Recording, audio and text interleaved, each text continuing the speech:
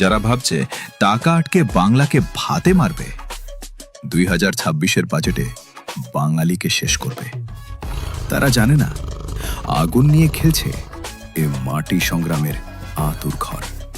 একজন আছেন এখানে যার পাল্টা জবাবে দিল্লির জমিদারি ধুলিসাৎ হয়। দিদিকে আটকাবে এমন বুকের পাটা কার? আমাদের দিদি আছেন রণংদেহী পাখিনি। দিল্লির দয়া ছাড়াই ভিক্ষার ঝুলিকে লাথি মেরে দিদি করছেন স্বনির্ভর বাংলা। ওদের চক্রান্তকে পিষে দিয়ে আমাদের দিদি কখনো দমে যান না। ষড়যন্ত্রকে গুড়িয়ে দেন। বাংলার মানুষ মাথা নত করে না, বুক চিতিয়ে মাথা উঁচু করে বাঁচে।